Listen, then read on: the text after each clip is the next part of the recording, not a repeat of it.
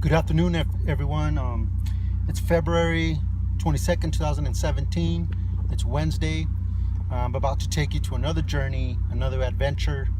But first, I really need to get something to eat because I'm really starving and I haven't eaten all day. So, see you in a bit.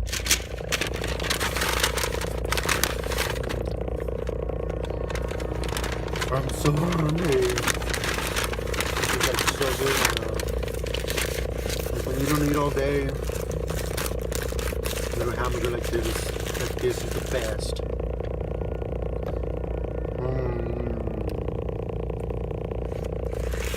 It's so good. I'm over here on Scenic Drive, pretty much the first observation point from Rim Road. Let's go check it out.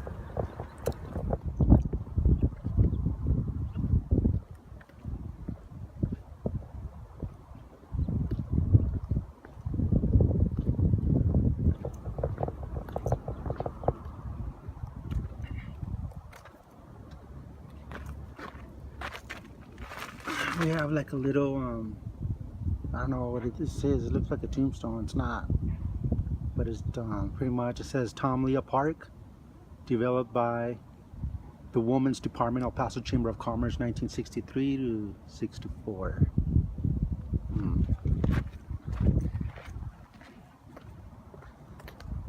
I've driven by here many times, and I've never noticed this little park. You know, you're overlooking the view of El Paso all the way to as far as to the east side. You know, down there, that's pretty much the track field for El Paso High School. El Paso High School, first high school in El Paso, I think. That's the reason why it's called El Paso High School.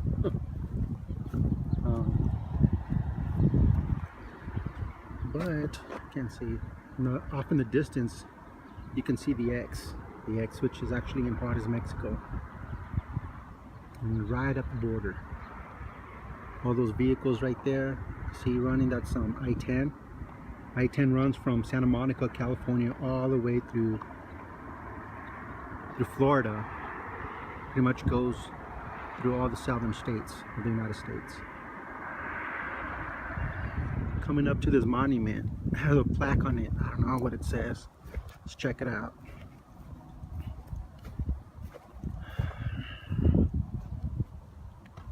Pretty much what it says: this obelisk marks the southern tip of the Franklin Range of the Rocky Mountains, sponsored by the Women's Department of the El Paso Chamber of Commerce and the City of El Paso Department of Parks. The plaque was presented by the State National Bank of El Paso, Texas, March 22nd, 1974. This is El Paso High School. Down there, sorry if you can't hear very well. It's kind of windy up here, so it's hindering my voice to sound pretty loudly. But that's El Paso High School. There's lots of history on El Paso High School. You can see off in the distance downtown. You can actually see over there the X, which is in Juarez. You know, off in the distance, there's actually Juarez, Mexico. As you can see, the two cities are connected, pretty much divided by the Rio Grande, or in Spanish, the Rio Bravo. You know, dried river most of the year. You know, but I really love the architecture of El Paso High School. I like those kind of details. And I wish they would still make those kinds of buildings nowadays.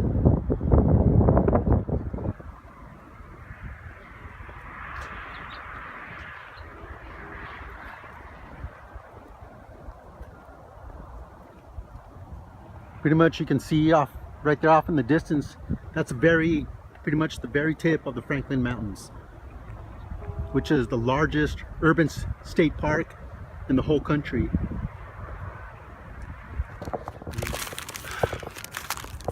Just right here, walking along, you know, enjoying this the side over here. They're actually really nice. I'm still at this little park, you know, right here, right off the Rim Road. It's a little bit of history. You know, the Franklin Mountains, pretty much named after Benjamin Franklin Coons. I had mentioned that in an earlier blog. Born in 1826, Father David, Mother Mary. Pretty much simple short story. He purchased land from Juan Maria Ponce de Leon in 1849. You know, he leased the land for $250 a month to the U.S. Army. When they left, you know, Juan Maria Ponce de Leon repossessed the land from Coons. You know, shortly after, Coons moved back to St. Louis, where he was born, married Sophie Delore, you know, and sadly he died in 1892. But he has a lot of rich history. He was a prominent merchant and a rancher here in this area. The land that he bought was 211 acres, which is actually downtown right now in the San Jacinto Plaza area. You know, just here admiring the view. You know, so, you know, why don't you just join me right now? Join me for a journey. Let's explore. Let's take an adventure. Let's walk, take a tour, take a drive. Let's enjoy the sights, the sounds, and smells of the Franklin Mountains.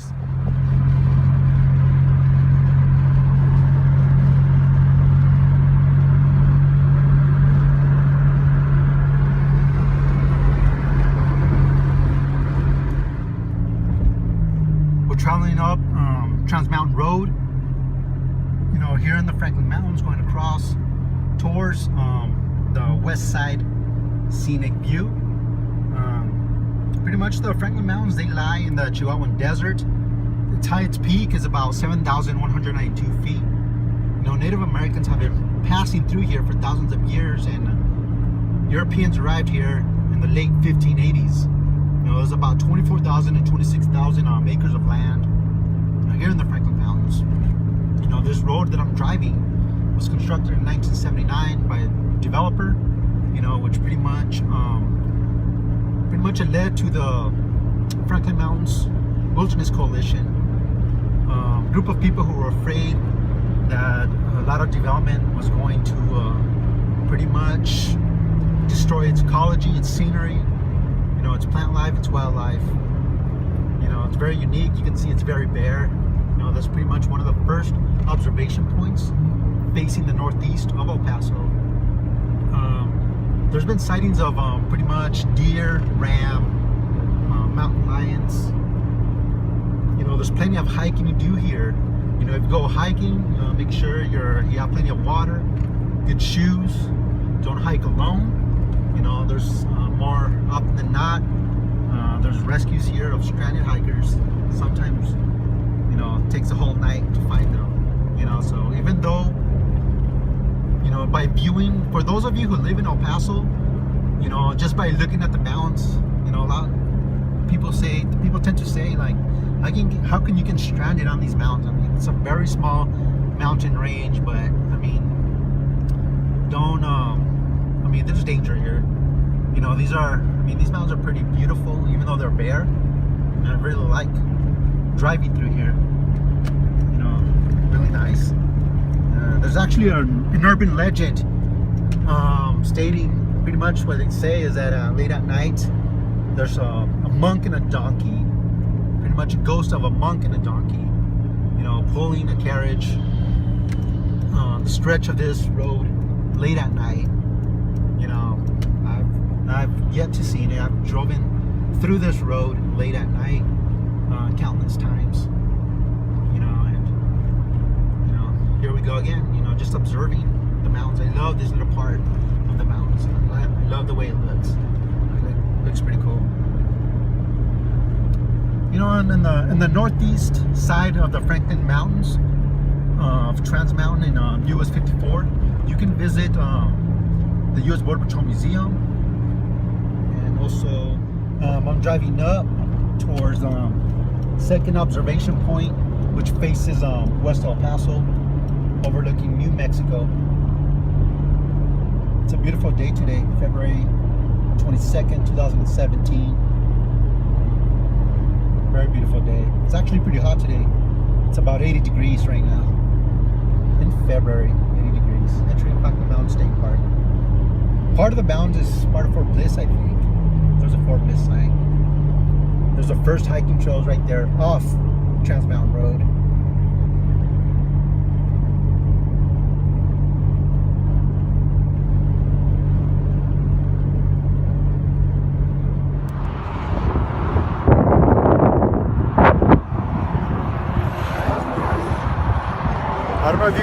right now. It's pretty windy. Just right here, the west side of the Franklin Mountains, overlooking the west side of El Paso, overlooking all the way to New Mexico. It's pretty windy right now, so I don't know if you guys can hear me. They're starting to develop land right there. You know, when I first moved to El Paso 21 years ago, the development wasn't there. They're starting to develop a lot closer to the mountains. I don't know how far they develop before it's part of the state park. As you can see, far off the distance, that's New Mexico. I don't know if you can see it clearly because the sun is right there.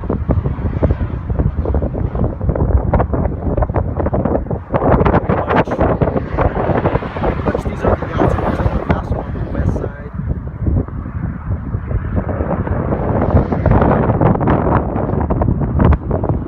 Just admiring the sights, sounds, and smells of the Franklin Mountains. Trans Mountain Road. You can see the mountains are pretty rocky. They're red in color. They're beautiful. Just admiring the sights and the smells. Well, Pasoans, you should be proud of your mountains. You should be proud of your city. Once again, good afternoon. I'm right outside the Border Patrol Museum. Sadly, I wasn't allowed to film inside. I was allowed to take pictures. I took some pretty good pictures. I may post some in the blog. I don't want to get in trouble, but it's a really good museum. I really recommend it. Pretty much, it gives a history of the U.S. Border Patrol here in the southern border. Pretty much what they do, what they're tasked to do. Pretty much they're trying to educate the public here in the southern border, here in El Paso, since you're so close to the border. They want you to see their side of the story. Pretty much what they do for a living, what they're tasked to do. Ever since I moved to El Paso, there's been some kind of negative attitude towards Border Patrol. I will admit, I've never really heard of Border Patrol prior to moving to El Paso. I guess I'm assuming because it's a border city. It's something that is talked about, you know, it's a topic, a subject in the local news, you know, frequently. But I learned a lot about the U.S. Border Patrol. Pretty much what they do. Pretty much they started in 1904 here in this area of the country, pretty much to enforce the Chinese Exclusion Act. From pretty much they were enforcing illegal entry of Chinese immigrants into the United States from Mexico and Europeans. But I really recommend it. They're open Monday through Friday, I think 9 a.m. to 5 p.m. It's really, really cool. You know, like I said earlier, I wasn't allowed to film inside. Took a few pictures. I really recommend everyone to visit the U.S. Border Patrol Museum. They have lots of artifacts relevant to the U.S. Border Patrol in the El Paso area and surrounding Southwest. They have really cool pictures and displays that will tell the history of the U.S. Border Patrol in the Southwest. For those of you who are interested in joining the Border Patrol, this museum will inspire you to apply. It's free, very educational, and I'm right outside the El Paso Museum of Archaeology, you know, right next to the El Paso Border Patrol Museum. You know, this pretty much concludes the blog. It was a short blog today, sorry. I have stuff to do. You know, I hope you enjoyed this blog. You know, I promise that I'll come back to the Franklin Mountains and explore with you, you know, show you some of the sights, sounds, and smells of McKelligan Canyon, you know, show you the amphitheater, its visitor center, maybe take a hike in one of its hiking trails, you know, or we can visit the Tin Mine Ruins or take a tour in one of the mines that the Franklins have to offer. You know, these mountains are bare, yes they are, but El Paso, you have to be proud of your mountains. They're beautiful mountains. It has rich history. Be proud of your city. Be proud of your country. Behind me are the Franklin Mountains. Thank you. Thank you for this journey. Thank you for this adventure. Thank you for a tour, a walk, a jog, a drive. Thank you for enjoying the sights, the sounds and smells of the Franklin Mountains.